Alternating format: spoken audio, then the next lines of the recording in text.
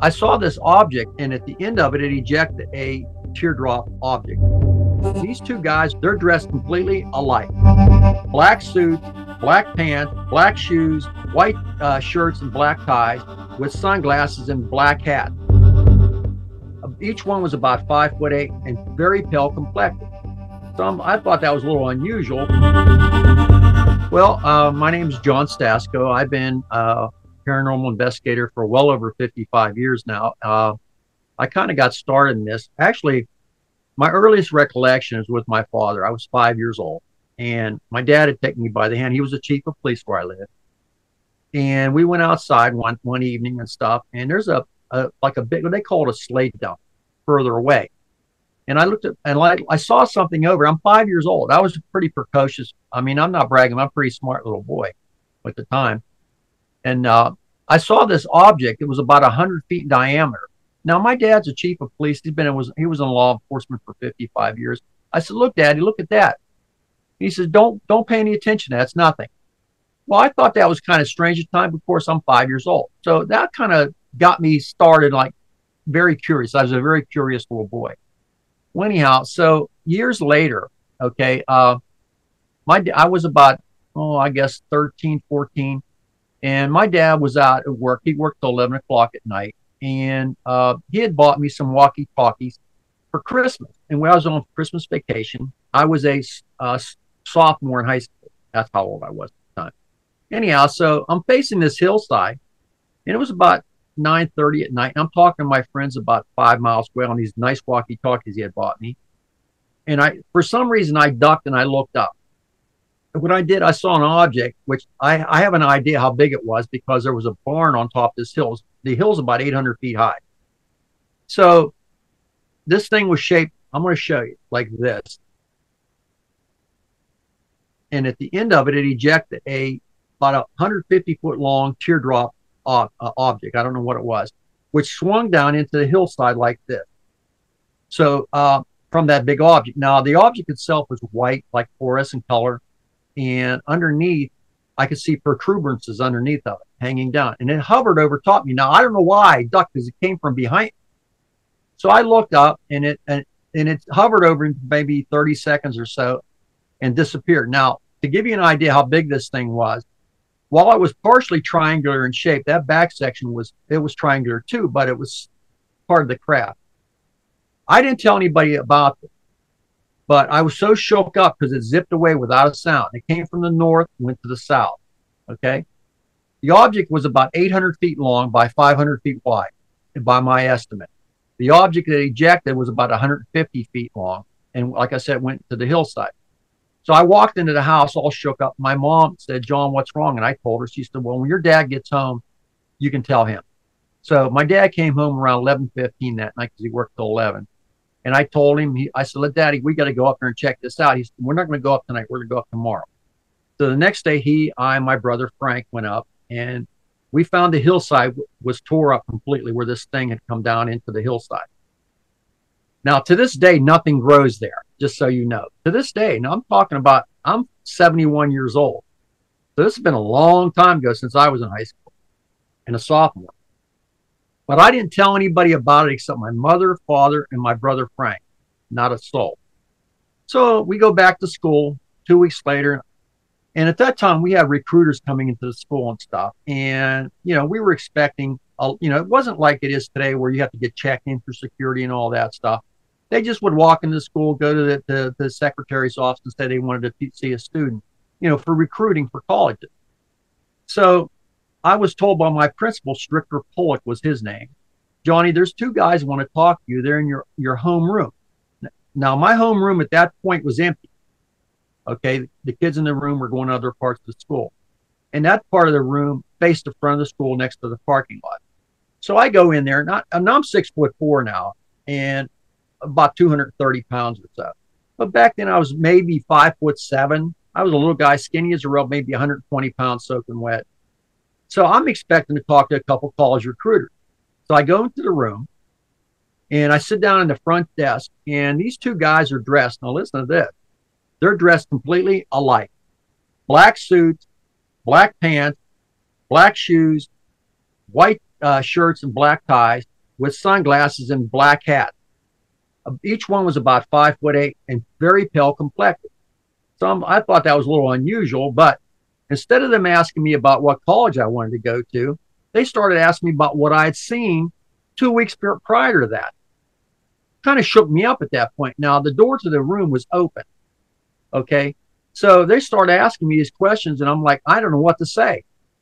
I started stuttering, like I'm not afraid of anything. I've been through so much hell in my life. I mean, it's nothing. But back then, it's a little different story as a little kid. So then they started threatening. They said, if you tell anybody what you saw, you can go to prison. We can put you to death. We can kill your parents, et cetera, et cetera. Now, I'm really shook up at this point. Around that time, my homeroom teacher, Pete Petroff, he was also our football coach. He was a big guy. He's about 6'5", about 400 pounds.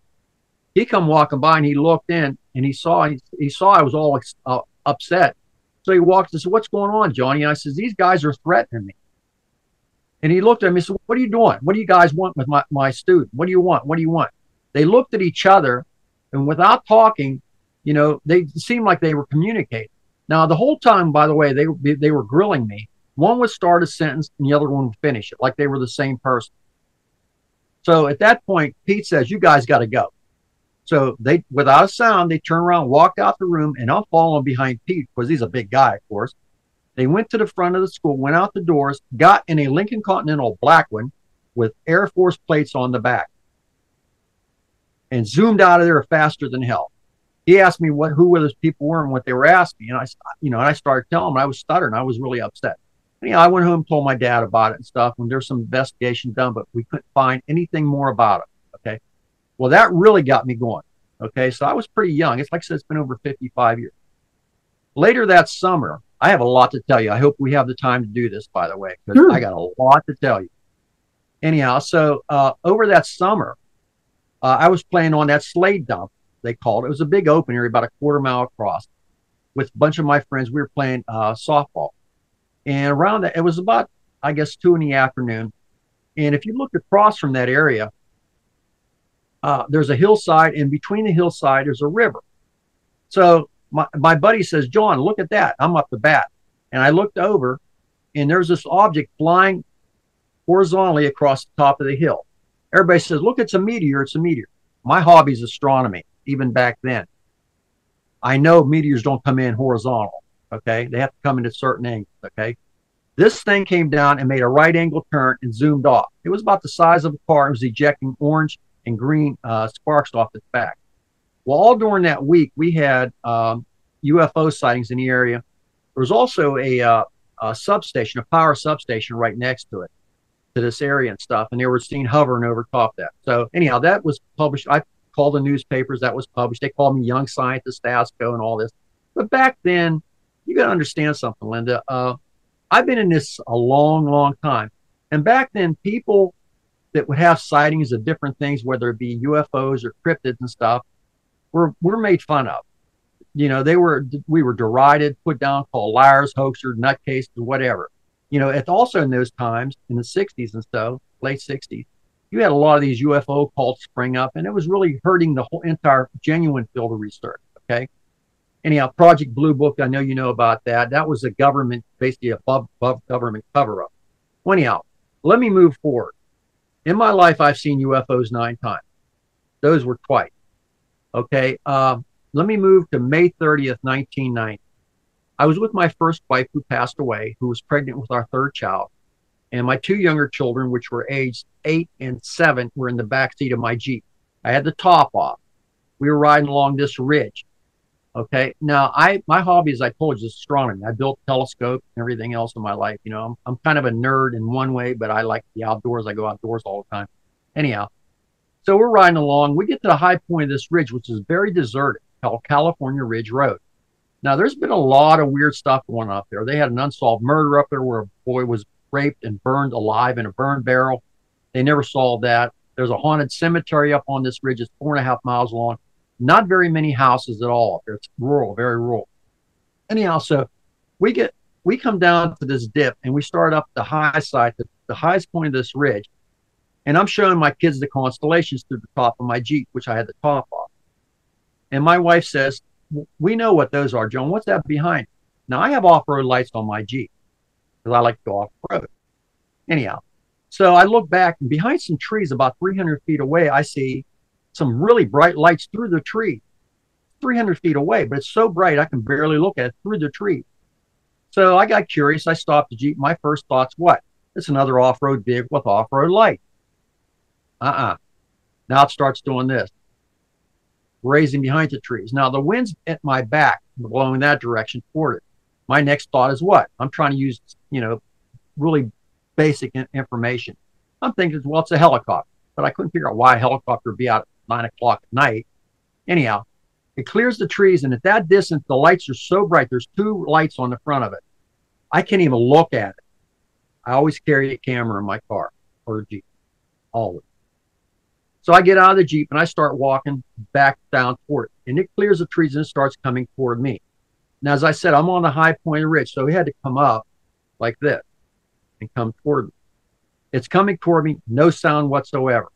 I can't see what's causing the lights because they're so bright, brighter than any aircraft landing lights I've ever seen in my life. Tremendously bright, thousands of lumens, okay? Anyhow, so I get up, and now my wife and kids are screaming, get back in the Jeep, get back in the Jeep, get back in the Jeep. Well, let me tell you something. I'm not afraid of anything. My wife will tell you that. And anyhow, so it's coming toward me, and it's so close at this point, it's maybe 30, 35 feet away. I'm doing this, trying to shield my eyes and stuff. And my wife, now I had walked 75 feet away from the back of my Jeep. How do I know that? Well, the next day I went up and I measured the width of the road and how far I walked back from the back of the Jeep. So I 75 feet almost exact. This thing came up, and as it got over top me, I couldn't see anymore because I was blinded. I raised my camera and I hit the flash. When I did, the lights went out, and I'm going to tell you, as God is my judge, believe me or not, I really don't care. 71 years of age, I don't care who believes me or not. The lights went off, and there was an orange hemispherical dome dish, and it come up over top me like this. And I'm getting bathed in orange, like if you've seen mirages before, it looked like that. My wife was telling me it was like orange mirages coming down on me. And I could feel tremendous heat. Now, at the time, I had a baseball cap on, which I always wear a baseball cap, except for this meeting today. Okay. And I had jeans and a T-shirt on because it was May 30th, 1990. I got 7 pictures of this thing. 7. Okay. Now, how can I go? I'm going to lapse into something else. For most of my life, I've been drawn to this ridge area. Don't know why. Found out later on. Anyhow, I have also on my my right ankle, what's called a scoop mark. If you're familiar with what a scoop mark is, okay, it indicates an alien abduction. I got that when I was 5. I have an identical one when I turned 39 on my right wrist, right here. Doctors can't explain what it is. But anyhow, keep that in mind. So this thing's over me, bathing me in this light. The thing now, it tilts down like this so I can see the front of the craft. There's 3 windows in it, a large one in the middle, sort of oblong, and 2 smaller oblong on either side. In those windows, now 15 feet above me, are 4 beings, 1 in each one of the small windows and 2 in the middle one. All of them were about 3.5, maybe a little bit more feet tall, gray in color, okay? But the one in the middle was taller by a head and lighter in color than the other 3. So what do you think I did? Now I'm taking pictures of these things. I went like this, and I waved. Meanwhile, my wife and kids are screaming. I can hear them in the background. They waved back like this. 4 fingers, much longer than me. Like I said, I'm a big guy, okay? You can't tell from me sitting here, okay? Then it tilted back up. In a blink of an eye, boom, like it's without a sound, it 300 feet away to the other side, okay, parallel to the hillside. Now, I ran back to the Jeep. It's moving, but it's doing this. It's jerking, okay? And it's orange in color at this point, okay? No sound whatsoever. I run back to the Jeep. Now, the ridge is very windy, so it's going like this. So I got to go 60 mile an hour to keep up with this thing, which is probably going 30 knots in the air. I come down around the turn, and it disappeared over some power line, okay? Now, I'm feeling all kind of heat on me. my wife says, we got to get you to the doctors. And she's screaming. She's upset. The kids are upset. Like I said, she was pregnant with our third child. But I said, well, I'm going to take you down to my brother's house, my brother Ralph. Now, he works for the Washington County Redevelopment. He's been here for 50 years. Okay. Anyhow, so we get down and I told Ralph what happened. So he grabs the camcorder. Now, you remember those big camcorders they used to have? I have a small one, about this big now, but they were about this big. Ralph grabs 3 fully charged power packs. We go up in his Chevy Blazer. We go back up to the area. We don't see one UFO. We see 3. 1, 2, 3, hovering. So Ralph starts filming. We got 5 seconds of film. Battery died. He puts another battery in, starts filming. 3 seconds, it dies. The third battery he puts in, it dies immediately. The lights go off on the vehicle, and all 3 take off. One goes straight up, one goes this way to this way. At this point, he says, John, I got to get you to the hospital. Now, there used to be a hospital called the old Brownsville General Hospital in Fayette County. He said, I'm going to take you. I said, what are you going to tell people? You can't tell them you got zapped by a UFO. I said, I'll tell them I fell asleep under an ultraviolet lamp. He said, you didn't think they were going to believe that? I said, I don't know, but I'll tell them. Because like I said, there's a lot of derision back then and that. I don't want any kind of heat coming back to my family. I go in there. Now, everything that was exposed on me, the hair on the side of my face below my hat was falling out. My ears were burnt. My face was burnt. Skin on my arms was starting to come off. So I go into the emergency room, and the doctor says, what's happened? What happened? And I said, I fell asleep under an ultraviolet lamp, he said. He looked at me, he goes, you're going to stick with that story? I said, yeah. Well, they treated me for 3rd-degree burns, 2nd-degree burns on my body. I developed cancer. I've been to the oncology unit called Hillman Cancer Center here. It's one in Washington, PA. It's a bigger part of the one in Pittsburgh, one of the best in the nation. Just so happens my oncologist, Dr. Doherty, is a UFO witness himself. He said I was exposed to some type of ionizing radiation. I fought this cancer for years. It almost killed me. They had to give me 56 doses of radiation in Hillman to combat it. I'm still in partial recovery. I got to go actually 2:15 today to see one of my doctors about this same thing, make sure it didn't come back. So I've been dealing with this for quite a while. And I have 7 shots of this thing. Okay. And I used to belong to a group it was Stan Gordon's group. Yeah, I know you know who Stan Gordon.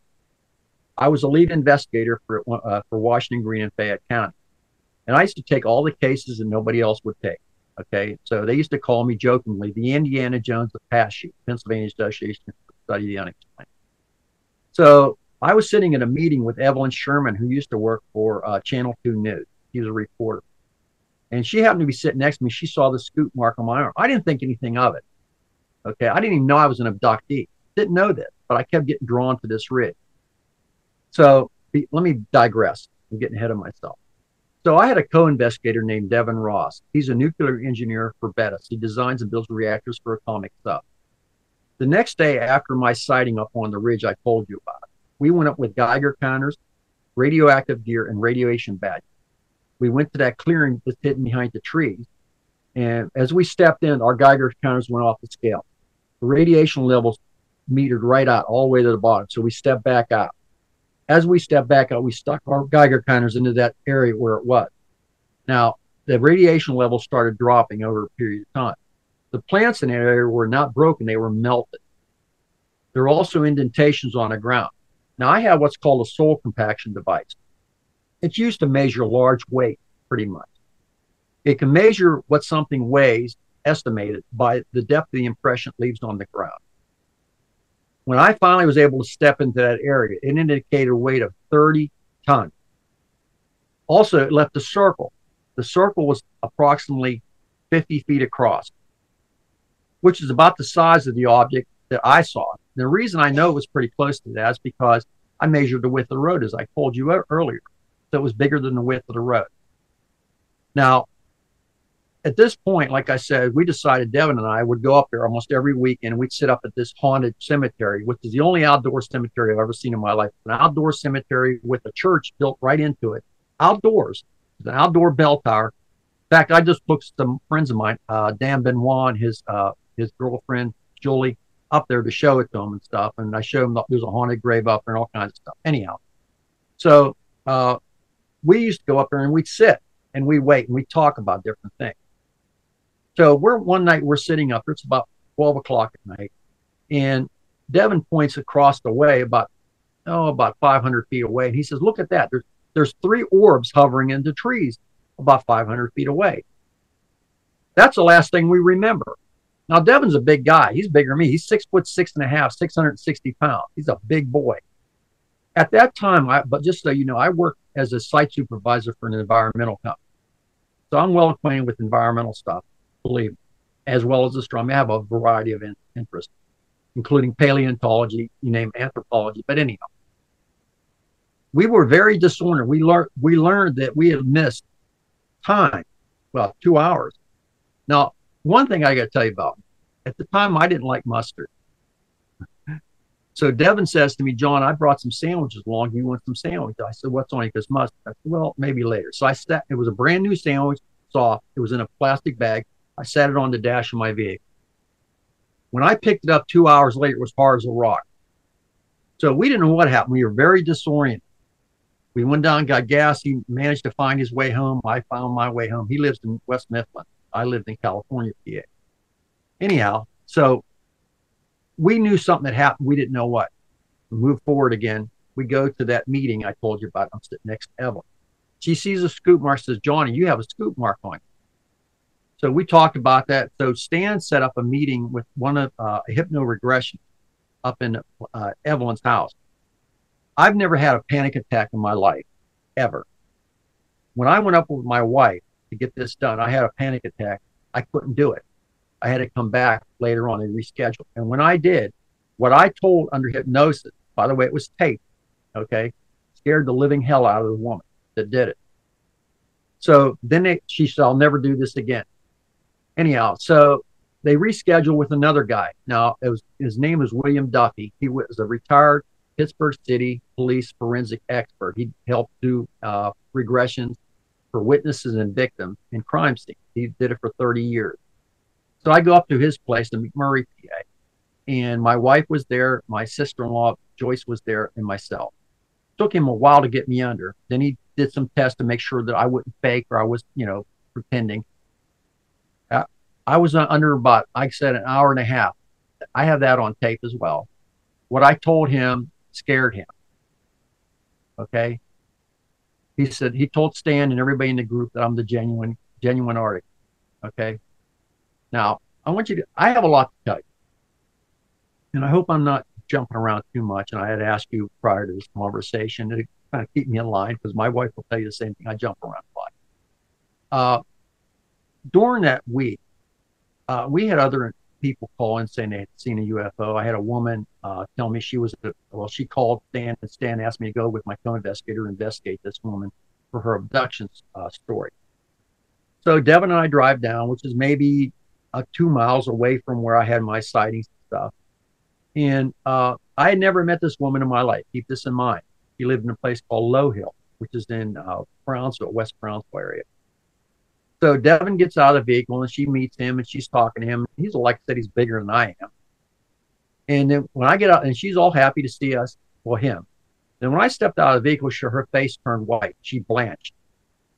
At first, she didn't want to talk to me whatsoever. And finally, we got her to talk to me, and she told me why she blanched. She said, John, when I was taken, keep in mind, I never met this woman before. She says, and she showed me scoop marks on her too, almost identical to mine. She said, John, she said, when they took me, you were there. I said, what? She says, you were there. I said, what do you mean I was there? She says, you were helping. What do you mean I was helping? She says, you were there to calm me down. And she went on to tell me this and what happened. Now, I believe her story, and I'll tell you why. That night, the Devin and I were at the Old West Church, that's what it's called, where we had lost time, 2 hours. Under regression, I remember, and so does he. By the way, we were kept separate from each other, so we didn't cross-contaminate our stories. So we didn't see each other for that period of time. They put him under first, and they had a heck of a time to get me under. It took them almost an hour to get me under. I guess I have a pretty strong will.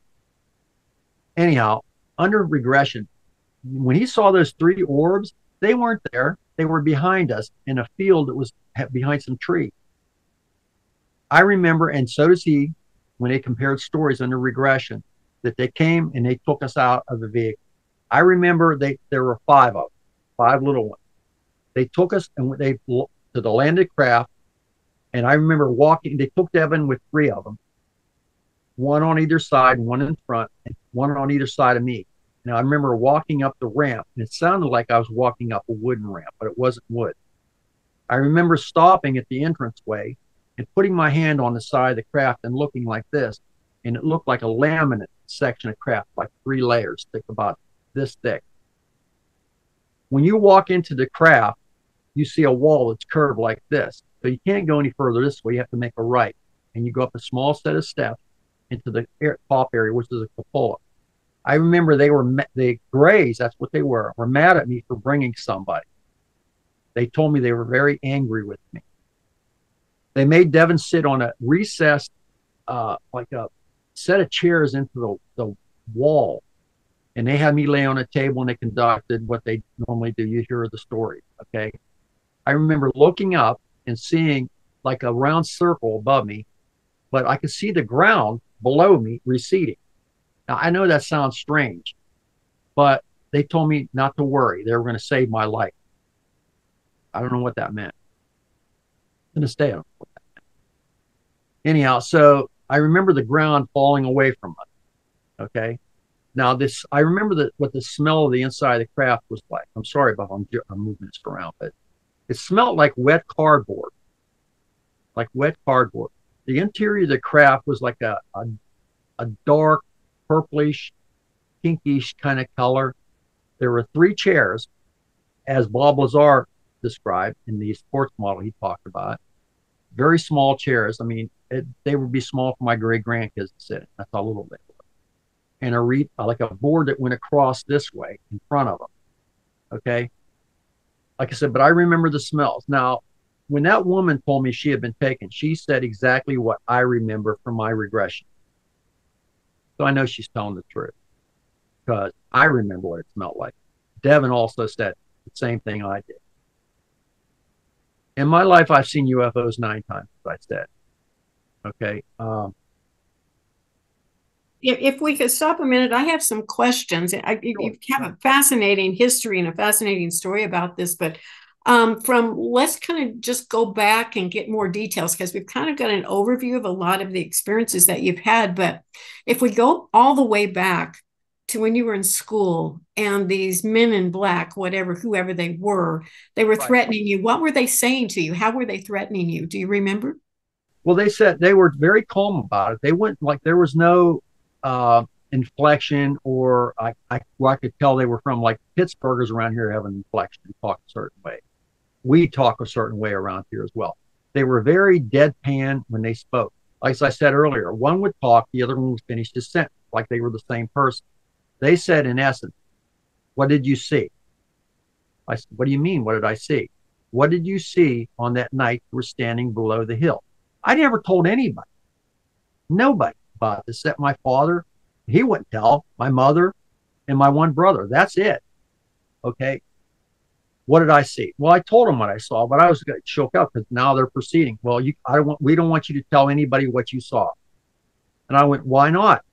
If you do, we can put you in jail. Then they went on to say, I'm like stunned. They're saying, not only can we put you in jail, we can put you to death.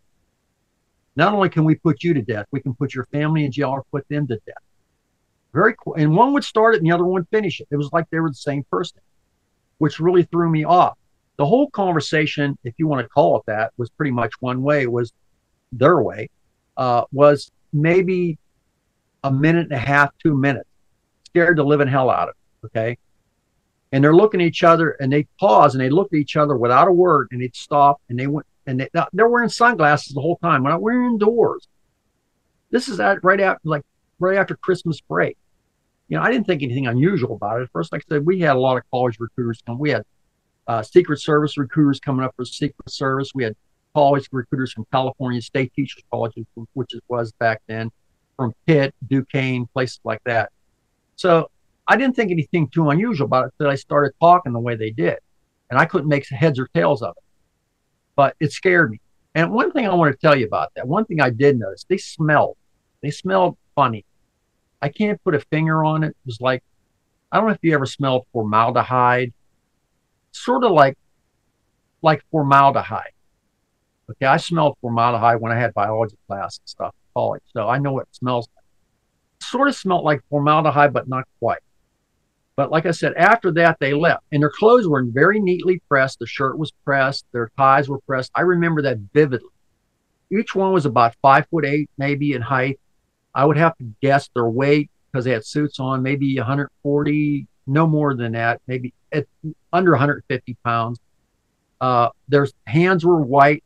I didn't see any markings on their hands, no watches, no rings, nothing like that. No tie clip, just really kind of basic, what you would think. It's really basic. So was it just this one time, just an isolated experience where they showed up and threatened you? Yes, but there's other times where I've had similar experiences, and I'll get to that in a minute. But that was the one time they showed up and scared the hell out of me. But when my homeroom teacher Pete showed up, I guess he when he confronted them, they didn't say a word, not a word. They just walked past him. Like I said, he's a big guy, who's 6'5", about 400 pounds. He's our football coach, as well as my homeroom teacher. So, basically, I don't know if he saved me or not, but I mean, it shook me up. And like I said, my dad was notified, and I told my dad what happened. He got home from work that night, but it really shook me up, And from that point on, I needed to know, because my wife will tell you, I have an insatiable curiosity. One of these days, it's going to kill me, she said, but that's fine. If at least I get to know some answers, I'll be happy with that. But like I said, that was that one incident where they showed up at my school. But there have been other instances which were somewhat similar to that. And I'll get to that in a minute. Okay, well, let me ask a few more questions about some of the things you've already described. The first time you knew that you had missing time, give me the details around what you were experiencing and how you knew you had that missing time. Well, I didn't really know I had missing time. All I knew that I was the night. Not at the time I used to wear a regular analog watch. I wear digital now. I have a digital watch, but also Devin wore an analog watch. Well, our watches had stopped. They were magnetized that night, so we really didn't know how long we were out. By the time we got home, we kind of figured out it was like 2 hours, almost 2 hours. We were very disoriented. We felt very shaky, like if you haven't eaten for a while, okay, and you start to feel kind of shaky, that's how we both felt, kind of shaky like that. We didn't know what happened, but we knew something happened. We just didn't know what. And that's why we both agreed to go under hypnotic regression. Both of us did it twice. When you finally did go under the hypnotic regression, both times you said the conductors was quite terrified of what you said. Would you be willing to tell us what you found out under hypnotic regression? Yeah. Yes, definitely. Listen, I know that there are people in the field, and again, everybody's entitled to their opinion, but I mean, I'm going to tell you what. If I were much younger, I probably wouldn't tell anybody I was an abductee, but at 71, like I said, I really don't care if you believe me or not at this point. It doesn't matter. Okay. I don't care who believes it or not. Worldwide, there's at least 600 people every day get taken. Okay. But anyhow, Whitley Strieber, who I admire greatly, said that the Greys are here to enlighten us, to help us out. They are not. That's a lie. Okay, that's a lie. They're here for their own purpose. What are their purposes? Yes, indeed, I'm sure you've heard of the theory. They're here to conduct a human-alien interbreeding program. And the reason they're here to do that, it's not like the movies you see, Independence Day, where they come in mass and they with ray guns and zap everybody and all. No. Or the War of the Worlds. They're not going to do that. They do it from within. They're very insidious in that regard. And they have a long-term program. They've been doing this for thousands and thousands and thousands of years. They told me that their civilization is 5 million years old. As human beings, we're probably about 100,000 years or so, as like Cro-Magnon forward, not Neanderthal, but Cro-Magnon forward, okay? About 100,000 years. So we're just a drop in a bucket compared to them, okay? They have an hierarchy as well. The Greys, the small Greys, are bioconstructed beings. They're not made. I mean, they're not born, they're made. They're made to serve the next hierarchy up, which are the taller, lighter skinned Gray. They're Some of them are very tall, 6 foot tall. Like I said, I'm 6'4", so they're made for that. But there's one above them that I don't know. Now, when they would communicate to me, they didn't use words per se. It was more of a mind to mind kind of thing, close proximity. Okay. And when like you and I are talking right now, you see I can't see you except your picture on the screen. You see my body language, don't you? Well, it's kind of similar to that. They saw completely into my mind what my fears were and everything else about me. But I could see glimpses in their mind. They're here to take over, basically, but not in the short term, but in the long term. That's why they're conducting this program, this interbreeding program. They take women, they take eggs from women, they implant babies, hybrid human babies into them. Take those babies, and those babies work for them at some point in the future, as Travis Walton talked about when he had his abduction case as well. Okay, he said he ran into humanoid-looking people that basically, took care of him and stuff. But they're not here to help us at all. They don't care about us at all whatsoever. We're nothing. We're about as much to them as the ants are to us. Okay, their race. They've been here. I mean, I hear Carl Sagan when he was alive, and others, and Seth Shostak from the SETI program talking about the great distances evolved. I'm well aware of the great distances evolved in the universe. Okay, about 3.26 years is 1 parsec, and how long it takes to get there at 186,000 miles per second. I'm well aware of all that stuff. They already made the trip. They've been here. Our ancient ancestors worshipped this god, Enlil and Enlil, the Anunnaki. I know you've heard all these stories. The Dogon in Africa. Like I said, I'm well read in all this stuff. I know, but anyhow, they don't view us as anything but genetic material to be used for their purpose. They could care less. Now, they do come around and they monitor our nuclear plant. The reason they do is they want to make sure that we don't destroy ourselves, not because they care about us, but they care about the genetic material we represent. Their homeworld still exists, wherever that is. Now, I know in Betty and Barney Hill's case, they showed Betty a map of their system, Zeta Reticuli. Okay, they lie. They lie. If you were an astronaut and you went to a very primitive planet that someday would develop enough, maybe just to have space travel, would you tell them where you originate from? No, of course not. You don't want that primitive race, which is warlike, which the human race is very warlike, to come and invade you and maybe cause you harm in the future. So they monitor our nuclear capabilities, which is our greatest potential for violence and, as self-defense, to be frank. Okay. We have nothing could stop them if they wanted to come in mass, but that's not what they do. But what they're doing right now, and they basically said this, they're showing themselves to desensitize us to their presence. And you know yourself, Linda, that worldwide, especially over war zones, you're seeing them in mass now. They're coming around quite a bit. Mexico constantly has rashes up, okay? Mexico and South America have a lot of stuff going on right now, a lot of problems with their government, if you want to call them that, dictatorship. The war in Ukraine, they've seen UFOs over Ukraine. They've seen them over Israel. One of my friends, one of my co-administrators, Paulie Rotterman, I'm also in Bob Lazar and Beyond, by the way. I'm one of the administrators there and the group expert. She's seen them herself. And right now, she's seen them. Sent me pictures of them, okay? A lot of people, our government's now finally releasing camera footage from their aircraft of the Tic Tac and things of this nature, okay? Then you have the Black Knight that's been around for who knows how long up in the upper reaches of our atmosphere, okay? They're showing themselves to desensitize. They're showing their capability.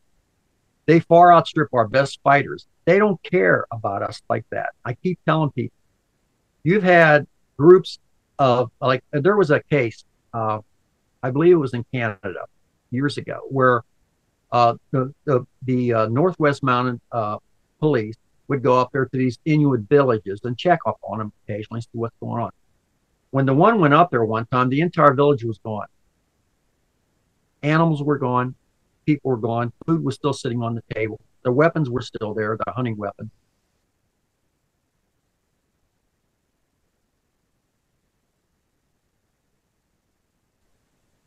Why would they do that? What about the Mayan civilization? How they vanished almost overnight. It wasn't just the conquistadors that came over. Okay, that was with the Aztecs. This has been going on for a long, long time. So let me go back to my original question here was what of all of that information you just told me scared the two hypnotists so greatly? Because the first woman was a woman, and the woman didn't. That first of all, she was very skeptical about the UFO phenomena and about aliens. In fact, okay, when I told her what they were here for, how they take women and their children, and sometimes they don't return them. Okay, they keep them, they dissect them, they vivisect them. They learn. They know more about our anatomy probably than we do. I'm sure they do. About the vivisection, the things they do with people. That scared her because it brought her to a reality she had never faced before about alien intervention, alien direction in our ongoing history, our ongoing evolution. Okay, it scared her because people don't listen. If I were to talk about this to the average person on the street, they think I was crazy. Okay, believe what you want. Again, I don't care. But if somebody actually thought about that, they're taking children with special abilities. They're taking children from their mothers. They're taking women and men for their purposes and not returning them. Okay. In Alaska, 16,000 people have disappeared without a trace in the Alaskan Triangle. Where'd they go? Now, they can't all be attributed to falling down a mountainside or maybe a Sasquatch taking them or bear eating them or whatever. That scared that woman because she had never faced this before. She was used to doing regressions like past life kind of things, that kind of stuff, and just maybe enhancing people's memories for different things that maybe they lost or whatever. So this is something she had never faced before. But I went into graphic detail about the vivisection.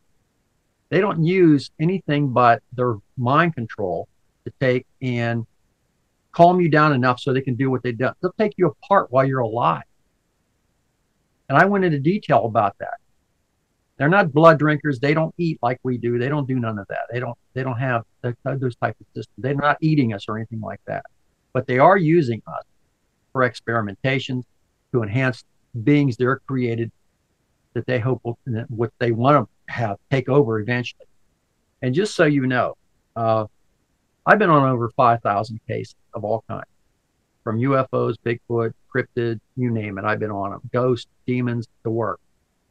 But to me, the UFO and the Bigfoot phenomena go hand in hand. I'll get to that too. But well, before we get to that, I want to be sure and get your stories about the Men in Black, your other stories about Men in Black before we go to Bigfoot, but they may be interrelated. I just did an interview yesterday where a man who had Bigfoot sightings was also contacted by the Men in Black. So let's go into the Men in Black first. Okay, well, let me just say this. Okay, let's move past the high school meeting. Devin and I were called by the Uniontown Police and State Police in Fayette County that there was a UFO sighting at a place called Census Technologies. It's the cryogenics plant down below Summit Mountain, which is the second tallest mountain in Pennsylvania. This was in the wintertime. At the time, there was UFO flaps coinciding with Bigfoot sightings. Okay, so I want to want you to keep that in mind. So Devin and I decided to drive up to the top of the mountain in the winter at night, around 10:30 at night. We took telescope. I took what's called a Q-beam, which is a portable spotlight about that big in diameter with a power pack for it. 500,000 candle power. I could light up 2 miles away something. Keep that in mind. There was no moon out that night. It was a pretty clear night as far as that goes. So we go up to the top of the mountain. As we pull up to a place called Jamonville, it's a church camp. We made a right, pull into there. Now, Jamonville has at the top of the mountain there a 60-foot tall cross. It's one of the 2 in the state. It's pretty nice. I was just up there a couple weeks ago with my wife. Anyhow, so we drive in, and this is nighttime. There's nobody up there.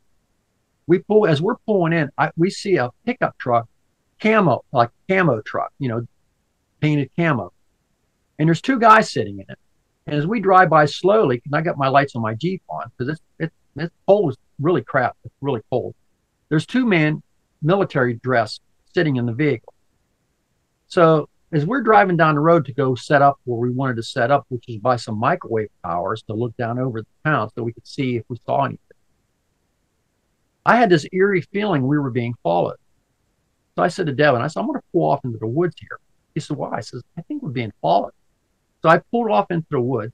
And as I did, maybe a minute later, here comes that truck with its lights off, very slowly. Now, it kind of spooked us, but we were determined to take and continue on. Now, there was snow on the road at that time, so we went up on my Jeep. My Jeep CJ went anywhere, okay? So that's why we took the Jeep. So we go up and we pull off later on, and we set up our equipment to look down into Uniontown, where Sensus Technologies was, with our telescope and everything else. And we're there, maybe there 20 minutes or so, and I heard a helicopter. No moon out, keep this in mind. Clear sky. So I'm looking for like where the helicopter might be, and it's getting louder and louder. So I have the Q beam in my hand. And as I flash in the sky like this, I catch a UE helicopter, black, with its side doors open, flying at treetop level above the road. Below them is a Lincoln Continental. I happen to be a car buff too. A Lincoln Continental, followed by two Humvees and two troop-carrying trucks, all with their lights off. Even the helicopter, they're running on, I guess, infrared. Okay, FLIR technology, forward-looking infrared, because they had nothing on. There's no, you wouldn't be driving up on a mountain or flying a helicopter treetop level without light. Okay, now I really spooked us at this point. So we gathered up our stuff and we decided to go back the way they came from, because they went the opposite direction. As we're driving down the road, we go down and we could see tracks that led off through the snow into like a gated area with a bunker. The bunker would look like it went down into the ground. So we saw the tracks. That's where they came. They came up out of this bunker because there's no other tracks beyond that. So we went down and we talked about it and stuff.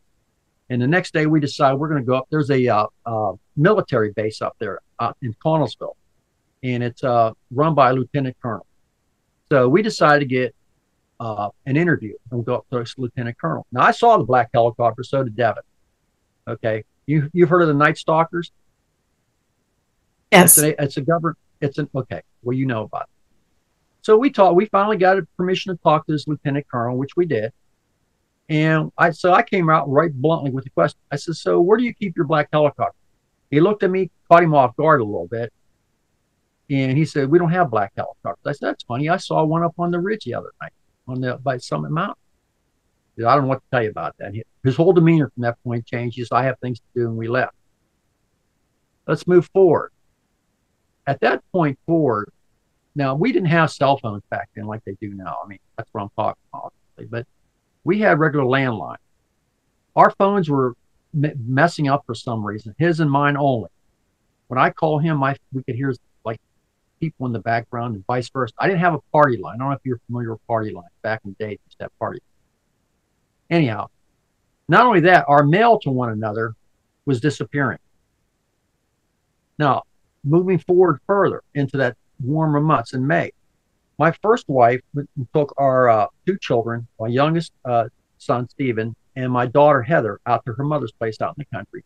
I stayed home with my son, John, to do some work around the house. Now, it's nice out and everything. It's around May.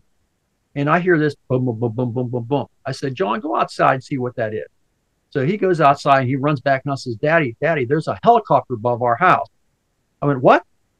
So I ran outside to look, and there's a helicopter hovering above our tree. And it's a black helicopter. It had the side door open. There was a man with a helmet on taking pictures of my house. Okay. Well, it really shook us up. So I ran back in the house to get the camera. When I did, it took off. It was just above treetop level in my backyard. I'm sorry if this thing's moving and stuff, but anyhow, hard to do with this little thing. But so that's another incident where we're being followed, okay, as far as that goes. But our mail was messed up. We actually had to develop code to talk to one another, okay? Every week when we go to that ridge too, okay? which is really strange. I got to tell you about this. Devin had had a dream years ago, and apparently he was an abductee himself, where it was June 11th. He said he had a dream about June 11th being on this ridge. He had never been to this ridge prior to this with me. I dreamt about a time, 11 o'clock at night. Together, that's when that stuff started happening up on the ridge, where we ended up disappearing for a couple hours. Okay. So it's really strange, you know. So that's just another incident, an ongoing incident. We also had, when we went up back up to the ridge, now we went up with 13 people from PASHU. Everybody in the group at the time was a professional in some regiment, from reporters, police officers, whatever. We even had a psychic there. So we went up. Evelyn Sherman was in my Jeep, and we set up at the back of this cemetery at night, which is illegal, but we did because they had a real good viewing area of the valley and stuff below it. So Evelyn and I, with a big walkie-talkie that I had, decided to drive down the road to see what we could see. So the ridge is 4.5 miles long, almost exactly. So we drive down. We didn't see anything unusual at that point. But coming back, Evelyn, as we're coming back up this hill to the right, Evelyn looks out the window and says, "Oh my God, there's one there." There was one hovering over an old barn, identical in size and shape to the one I saw. Okay. So I'm trying to radio ahead to everybody else. It's coming your way. It's coming your way, which it was. But we couldn't get any kind of contact. And I have very powerful walkie-talkie. I mean, they're 40 channel, actually handheld CB. So they're really powerful. They go 20 miles easily. And we're up on a high area anyway. So, but it disappeared. Later on, my wife had taken a ride up there because her parents lives up near that area. And her and my kids saw one hovering off the side of the road. I don't know what's going on up there. Okay. Now, this is the same area close to where Bigfoot sightings have occurred. Okay. Now, do you want me to get into that? Because absolutely, yeah, yeah. Tell me something about the connection between the UFOs and Bigfoot, if you have any. Yes. Well, what happened at first? When I first got into this, I was primarily interested for UFOs, and then of course, then Bigfoot. We had a lot of cases around that time in 1990, late 92, 93. We had a rash of sightings. State police were seeing it, priests were seeing it, local police. Anyhow, I had a case. Now, Pittsburgh's only 12 miles away from McMurray. So I got a case from a family called the Horsemen that they believe they had a Bigfoot live around back of their place. Now, their place borders Chartiers Creek. And at the time, there was no housing developments like there are now and stuff. But again, 12 miles from Pittsburgh, a really urban area, close to Route 79, which is also heavily traveled. Anyhow, so Devin and I went down there at first, and we set up with the Horsemen and a stakeout. It was in the summertime we started. We were on this case a year, by the way. This case was published in Fate magazine, February 1993. Okay, just so you know. If you want to, you can go back and check it out. But anyhow, so Devin decided he's going to walk along these tracks over this hillside. And I said, I'm going to go up and climb in a tree. At the time, I was like 39 or so. So I was pretty spry, or, even a little now somewhat. I can't climb like I used to, obviously. But anyhow, so I go up in this tree, and Devin says, I have an FM headset. So I can wear them and I can hear in my ear, and no one else can. Just me. He's telling me something's throwing boulder-sized rocks at him. He's a big guy. He's spooked about it. He says, whatever it is crashing through the branches coming your way. So I'm up in this tree about 25 feet up, and I got pictures too, by the way. And as I'm sitting here, I heard a rustling below, and I looked down, and through the trees, I saw a set of green glowing eyes. This is broad daylight. Looking up, and so what do you think I did? I shimmied down there as fast as I could to get down there. It was gone that quick. Anyhow, so we're on this case, let's say about a year. So we moved to the winter time, well, early winter. And I mean, we had heard all kind of whooping sounds and the sounds you associate with Bigfoot. And so I start walking out of the woods. Now there's Devin and a bunch of people there at the time. And by the way, members from PASHU all wanted to come down here. We didn't want too many people on the Horseman's property, okay? Because they were kind of spooked about this whole thing themselves. She was a nurse at Mayview State Hospital. And her two sons, she was a divorcee. No, I'm not divorcee. She's a widow. Her two sons they were twins. They were 16. Anyhow, so As I'm walking out of the woods, Devin set up on to the right, and here comes about 30 paces behind me, a 7.5 foot tall Bigfoot. I believe it was Paul Johnson that published it in the I think it was Paul that did it, but it was one of our co-members in PASU that had it published in Fate magazine. Asked my permission. I said sure. 7.5 foot tall. After that, things kind of calmed down. So I returned home. I get home that night. My first wife says, now it snowed that day. First snow of the year. No snow was on the road, though, only on the grassy area somewhat. My wife says, Charlie Filoni, the chief of police in California, PA, wants you to come up to High School Hill. I said, what's up? He didn't want to talk about it over the phone. Can you go up there? I said, okay, sure. The only thing I had on me at that point was that Q beam I told you about. And I go up, and there's 12 police officers there and 4 cars and 30 civilians on the right side of the road going up to the hill. They call it High School Hill because if you go over the rise and to the right, maybe 100 yards is the California high school. I said, what's going on, Charlie? He goes, look up there. So I looked to the other side of the road, and there's a high tension tower there. And I could see something leaning against this high tension tower, which is about 300 feet off the road. Like I said, I took Danny and Danny Benoit and his girlfriend Julie up there to show him the area and stuff and some others. Anyhow, so I said, well, let's go. So I started walking up over this hillside, and I looked behind me. None of the police officers are following me. I said, you guys coming or what? And they said, no. I said, look at the size of that effing thing. I said, well, I'm going. Again, I'm going to end up dead someday. They're going to find me body parts all over the place. But anyhow, so I said, well, I'm going. So I start walking up, and as I get closer, I can clearly see what I'm looking at. Now, there was no moon out the night. It was clear. It had snowed earlier in the day. This thing is leaning against this high tension tower. And the reason I know how big it was because I measured it later on. Okay. This thing is 10 feet tall, shoulders wider than my SUV, arms like tree trunks, legs like tree trunks. Now, you see renditions of Bigfoot with looking all muscular like a superhero out of Marvel comic. They're not like that. Okay. They're covered in hair or fur. I believe it's hair. Okay. But they're massive. The only place they don't have a lot of hair is around their face. Like their face here is clear down to about here. There's hair on the side. You can't see their ears whatsoever. Okay. This thing is arms are semi-crossed like this. Not completely crossed, semi-crossed. I'm looking up. I got within 15 feet of this thing. It stunk to high heaven, smelled like dead animals, feces. It was horrible. You know, they call them skunking. Well, there's a good reason for that. Anyhow, so I stood there looking at it in awe. I shined a light on. Now, if you know anything about primates do not have eye shine. I shined a light in its eyes. It had green eyes at that point. It had eye shine. I shined a light into its fur, and the odd thing about that, which I'd later discover might be an answer for it, the fur was like a dark brownish with red highlights in it.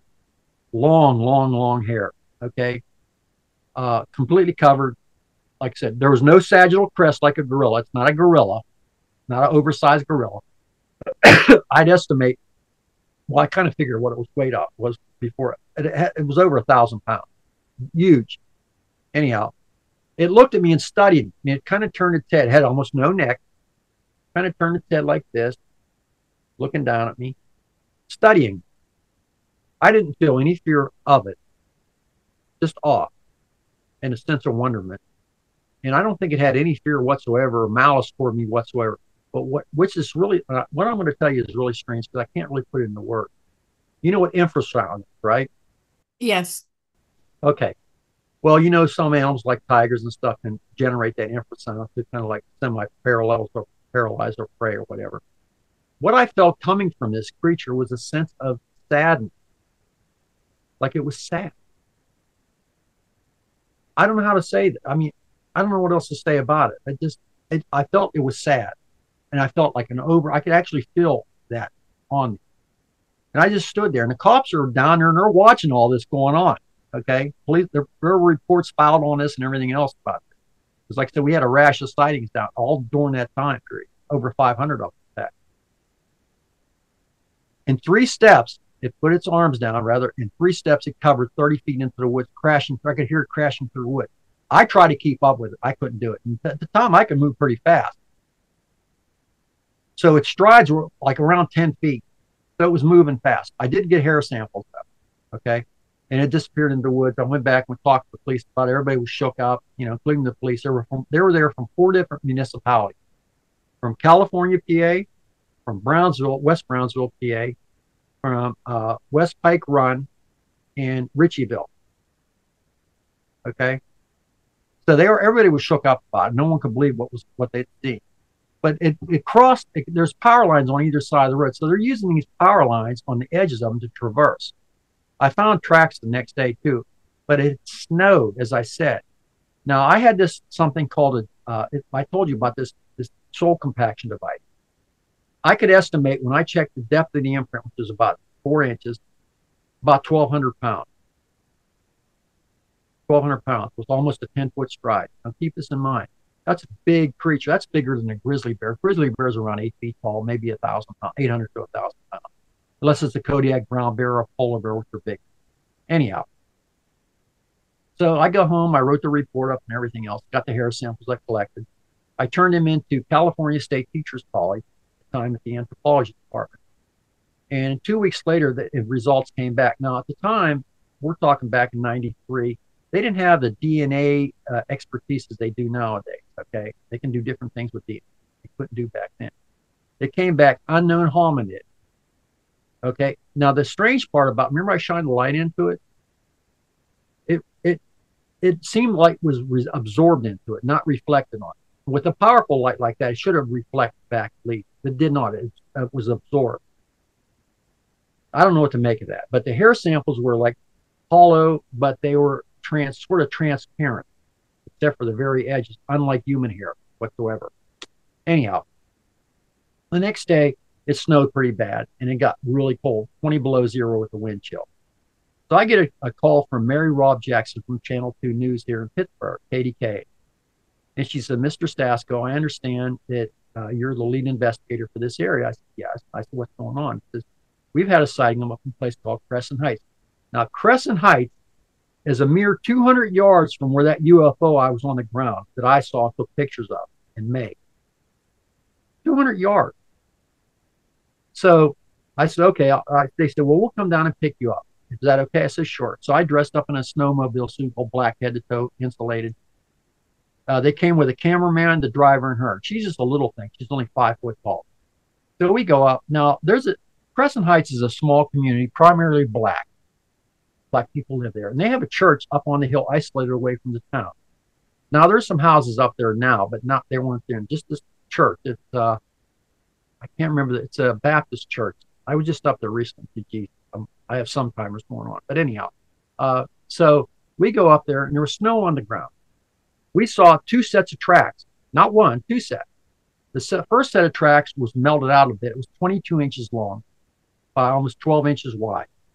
The second set of tracks was about 17 to 18 inches long and about 7.5 inches wide. So I used what I could with the soil compaction device on me, estimated the weight with the big one around 1,200 pounds, as best I could guess with the equipment I had. The smaller set, when I measured the imprint, the one leg indicated a weight of about 800 pounds. But the strange thing was, the right leg indicated a weight of almost 200 pounds more. Why do you think that is? No idea. Carrying something. In its right arm. So I don't know what's carrying that weighs 200 pounds, like almost 200 pounds. I could just about guess. If I want to guess, I could say maybe a young one. That's a big young one, because at the time I weighed 240. I weighed 230. So Mary Robb and I followed the tracks to the end of the hillside, which overlooked Crescent Heights. And they squatted down. You could clearly see their butt prints. They squatted down to look into below the town. So I'm looking for further tracks now. Now, as I said, it snowed. So I should be able to see tracks, right, further on? So I'm looking, the tracks disappeared. I'm like, what the heck? So I look at the tracks that were already made, and I realized they stepped backwards into the track, into the woods, all the way back into the woods. which surrounded that area. It was very heavily thicketed. Okay. These are smart. These are not animals. I'm telling you right now, these are not animals. I don't care what people think. They say it's a descendant of Gigantopithecus or a Denisovan. I don't believe that for a second. These are something else. These are sentient, self-aware, and highly intelligent creatures. Okay? They step backwards in their track. And their tracks follow the same pattern as all Bigfoot tracks do in Yeti tracks. One foot in front of the other instead of human beings like we walk side to side like this. Okay? Found hair samples up there. Guess what I did with them? What? Sent them to university again. Sent them to college. Same result. Same result. Okay? Mm-hmm. We had a rash of sightings. I had one case in Brownsville, PA, where a priest had put out a few pieces of pizza from the night before in a pizza box. And instead, it was cold, got really cold, snowy. He looks out and he sees a family of 3 big feet standing outside, going through his trash, taking the pizza out of the boxes. Okay? That whole area had a rash of sightings. Within that week time, that same chief of police who's making a patrol on Route 43 is driving down and sees one squatting alongside the Route 43, which is right next to where that high tension tower was, where I saw the 10-foot tall one.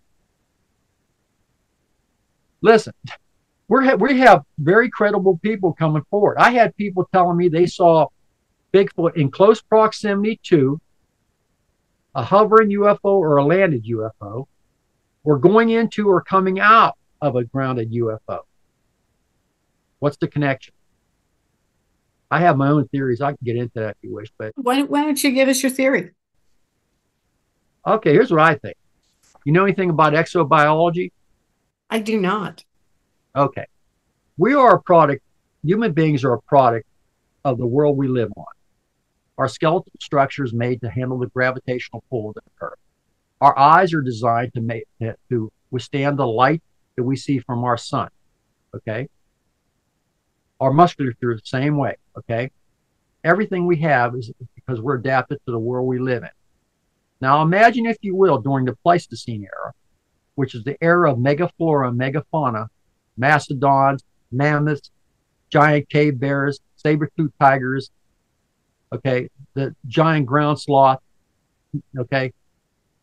It was pretty dangerous times back then. Okay. You had all these creatures, the giant dire wolf. Okay. All this lived back then. Now, if I were an alien race, great, and I wanted to take and check out a world like that, and I was tiny like that, would I want to put myself at risk? No. Am I made for this world? No. What would I do? Well, if an alien race that can travel interstellar distance is probably already taken and visited other worlds. Okay. Anyhow, so my guess is they took a race from another world that was intelligent, an intelligent type of hominid, and they used them to explore the world, that dangerous world at the time. But some of those creatures liked it here so much, they decided to stay because it reminded them of their world. Now, let me tell you about Bigfoot anatomy and biology. First of all, I want to tell you something. I'm called an expert. There's a lot of us in this field are called experts. There's no such thing. I call myself an explorer of the unknown. There's no such expert on this planet. I don't care what anybody tells you, how many books they write. I'm going to say, please pardon me for saying it, I call bullshit. None of us have the answers. If we did, we wouldn't be doing this, having this conversation. It would be already a moot point, wouldn't it? But there are those of us put the boots on the ground and go out there and do the labor. We go out there and we risk our lives and our reputation to find answers to the questions we all see. We want to know. Okay.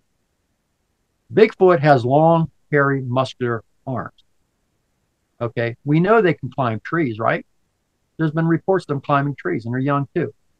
There's only a few reasons why an animal climbs a tree. One, to obtain food, and one, to escape predators that are tougher than it is. Right? It's also got long hair, which indicates the world comes from is sort of like the Pacific Northwest when it's cold. Okay? Has pretty much flat feet. It can cover great distances in a day. It's omnivorous. It eats meat and eats plants. Okay, it's a perfect creature to exist in the world. It's the best hide and seek player on the planet. Okay, there have been hypotheses that this is an interdimensional creature. I don't buy that. That it's what I think it is. I think it's very good at what it does. It can camouflage itself pretty good. It can take off real fast. I think it can see in different spectrums. Human beings have a very narrow spectrum what we see it. Okay, I think this creature can see in infrared and perhaps ultraviolet light as well as normal light. It's adapted for that type of world. Okay, and I want to tell you this too. These UFO Bigfoot encounters, there is a connection. I don't know for sure what it is. Like I said, I can only hypothesize, but I think that at some point they work with. I think these creatures are much more intelligent than human beings give them credit for. I know they say they're animals. I don't think they're animals. Okay, deer aren't self-aware. They're not self-aware. These creatures know man. They know man's technology. They know man hunts with dogs. Okay, and I'm going to tell you something else. On the East Coast, there's very few instances of other than maybe down south with the Bogey Creek monsters, the Fox monster, and all them skunk apes down there. Very few cases in the northern part of the East Coast where Bigfoot has attacked anybody. Anybody. There's been no cows that I'm aware of, or no sheep. Only small animals do disappear, though. Cats, dogs, that kind of thing. Nothing is going to be severely missed. The ones on the East Coast seem to live within human habitation in more urban areas. They've learned. Whereas, because of the Pacific Northwest, where a lot of cases are seen, those Bigfoot type creatures are more feral, more territorial. They don't see a lot of human beings, but they defend their turf. You've heard of the Portlock incident, right? Where all those people were just pulled to pieces, torn up, and everything else, and they had to abandon the town of Portlock. Yes. Okay. So I believe they're more feral. They're less developed than the ones on the East Coast, so to speak. But they're everywhere. And there's got to be a breeding population. Okay. I believe they were brought here. I don't believe they're a descendant of anything on Earth. I don't believe that. That's just my personal feeling. And there's some people that feel the same way. But I know I've heard a lot of stuff because they're so easily able to disappear that people say they can jump through a portal of some type. I'm not saying portals don't exist. Don't know for sure.